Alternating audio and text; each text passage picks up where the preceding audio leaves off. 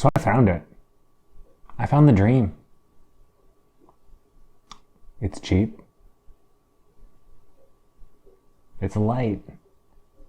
It's Panorama. It's the Disposable XPAN.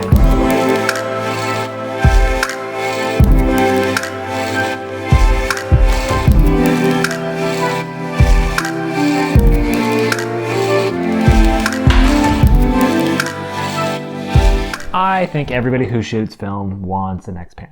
They are sexy, they are classic, they are mind-blowingly expensive. So one night I was trolling Instagram, as one does, and I ran across this photo. And it's just like a lot of different disposable cameras sitting in one place. And I don't know if this is a sign of like my over-nerdiness about photography, but instantly something jumped out, and that I saw one that had a like lens hood on it in the middle. I was like, that's different. What's that? That's different than the others. So 5 minutes later, I was on Google looking up disposable panorama camera, and 5 minutes later, I was on eBay and I bought this one. And this is the Kodak Max Panorama single-use camera. These kind of panoramas were really becoming pretty popular in about the 90s and stuff, just because film is like really high resolution. Like even 35 is still pretty darn good. And so what a lot of these wide angle panoramas would do is they would just simply crop down the frame, but then when you're doing prints, when you're at like the lab, they would then print that as like a double wide. So instead of being like, you know, a 4x6, it'd be like a 4x12 or something. Like you'd see the whole frame. But the film itself is still like the same width as a normal 35mm frame. But I'd never seen it in a disposable before. So I was pretty excited when I got this thing home and wanted to obviously go out and take it out for a try. Now, the one that I got had expired in like 1995. So like it was real old. I had no expectations. Normally when you have expired film and you're putting it through any sort of a camera, you can overexpose the film so that there's more information being written to it, which would enable it to kind of counterbalance the age and the expiredness. But a camera like this, it is intentionally stupid. It is a 25mm f12 lens, and the shutter speed is, I think it's like a 30th or a 60th of a second, something like that. But that's fixed. This, there was nothing I could do, and so I just kind of had to shoot with and hope. But that said, I knew that I would be able to reload it eventually, but I wasn't going to just throw away the roll. So we headed up to Bellingham when it was still snowing, and I went out and took a few photos playing around with this thing.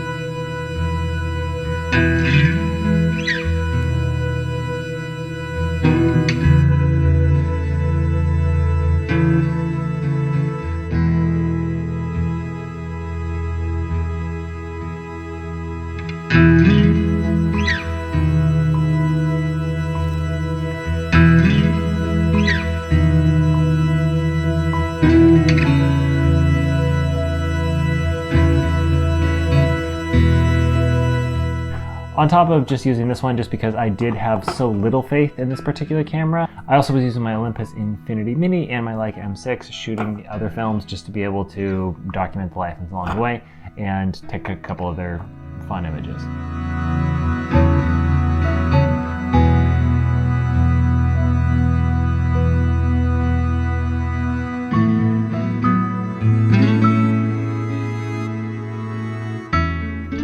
I think this is next couple is an interesting set just because you're able to see the difference that the modern film had as compared to this really old film. Looking pretty good, and yeah, definitely lacking in light.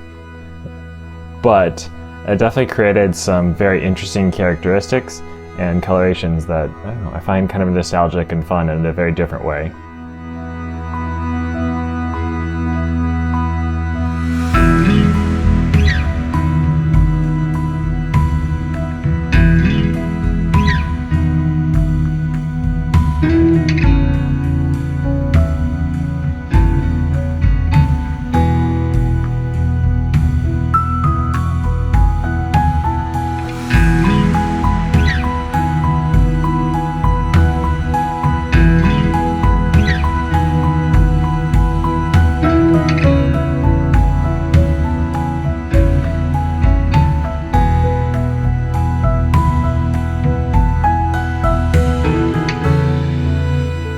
So as I started to get further south, I was realizing that I was getting down to just my last couple images on the panorama camera, and so I started to shoot a little bit more with the Leica and also with my Mamiya 6, just because the day was so incredibly beautiful and I didn't want to miss out on this image making moment, but was trying to find the right moment and the right light to actually use that last panorama image before it, was done.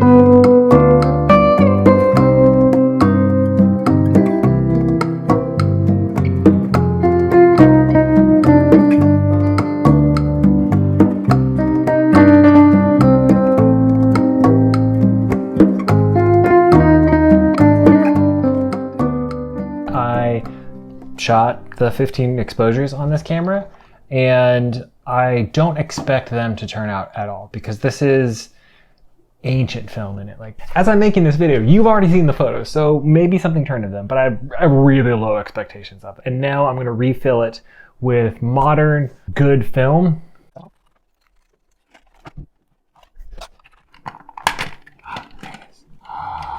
It's working. Haha!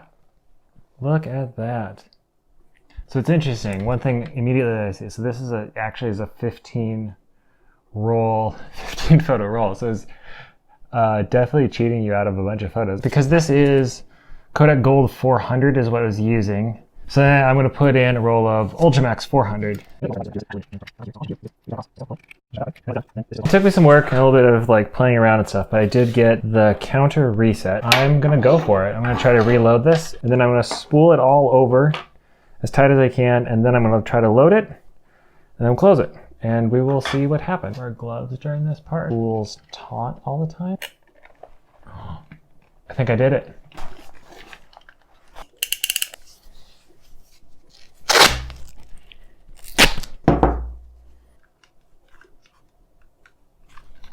That was fully loaded. I then had kind of a back-to-back weddings, and so I went up and kind of I just left early so that I could enjoy the trip through the Cascades, enjoy the snow time, and make some photos along the way.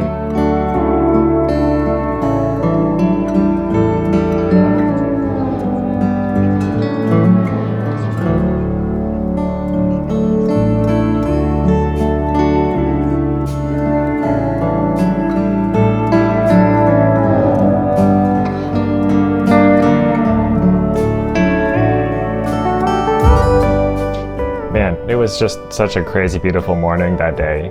Just going through the blue hours, the sun slowly transformed the color of the landscape from that shadowy blue into the orange highlights and stuff, and it was just really, this view of this old ski lodge is one of my favorites of this morning set, just because I feel like the framing hit well and the orange pops off of the blue snow really nicely.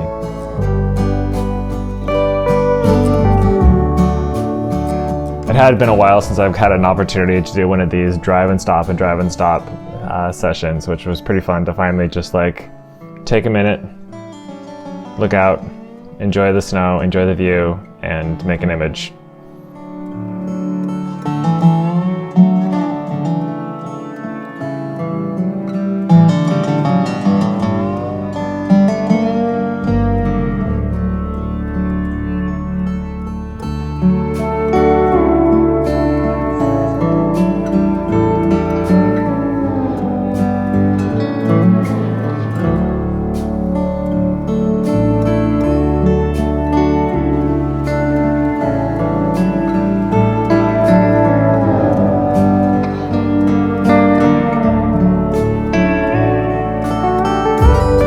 As I was pulling into Leavenworth, these scenes here were just out of this world stunning. Both these ones along the river as we were getting to town, And then in the surrounding neighborhoods, as I was kind of scouting for images and spots of that maybe we would do wedding photos later that day, but just the wide angle just did such a good job because like the mountains are tall in this area, but they're not so crazy tall that the panorama just like perfectly fits them with having a bit of foreground elements and showing the whole space in such a lovely way.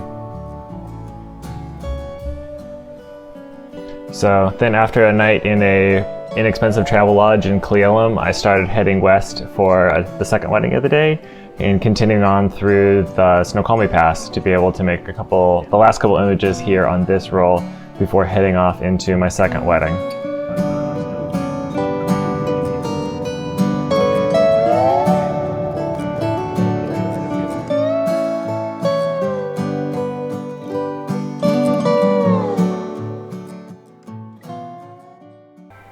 These next two images are probably my two favorites here of the new film set, just because the width is so perfectly balanced and showing this entire bridge, and then also to be able to show this next mountainscape here, because they actually show the space, tell the story of this little part of the Cascades that I really do love.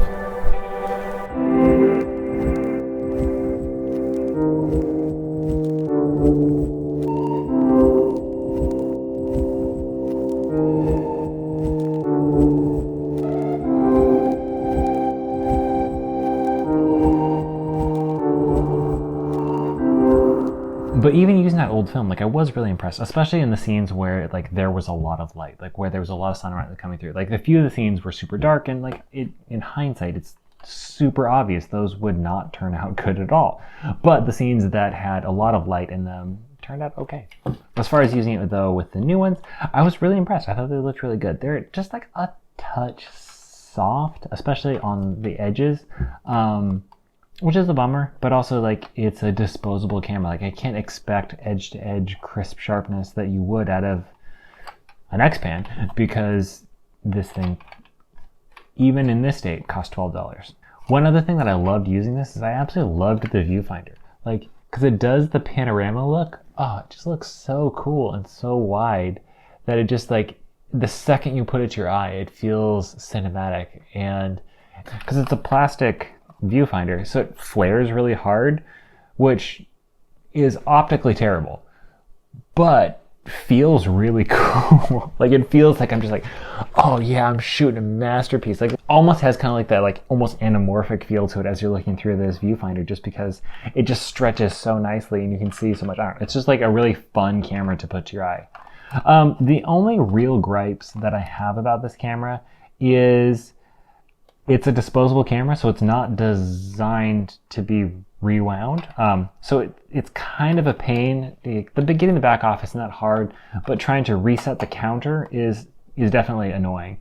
And the other thing that's super frustrating about this is that the one I bought only has 15 frames on it. Now, maybe there are other disposable panoramas out there that have a 27 or 36 or whatever photo counter on them, but for this, if I put a regular roll into this, like I'm wasting a lot of film, and so I don't think I'll put regular film into this again. I might do some self-roll stuff, 500T like cinema film or black and white film. Like I can put those, because I can make those to be only 15 photo cassettes that then I put into here, and that would work really well, because then that would just like, it wouldn't waste as much because it's designed for only 15 photos. But all said, this was a really fun little experiment, and I absolutely loved using this, and I definitely am going to reload it. I'm definitely going to put some black and white film in there and keep using this thing, because it's really fun. It's really light, and especially as I look forward to like spring and summer, getting up into the mountains and stuff, this is about the easiest and lightest backpacking camera I can imagine. And so if I can find a way to throw this in my bag instead of something that weighs more, like that's a win-win for me, and I'm definitely gonna try that. Anyway, I hope this has been fun. Definitely keep trying random things, and I'll see you around.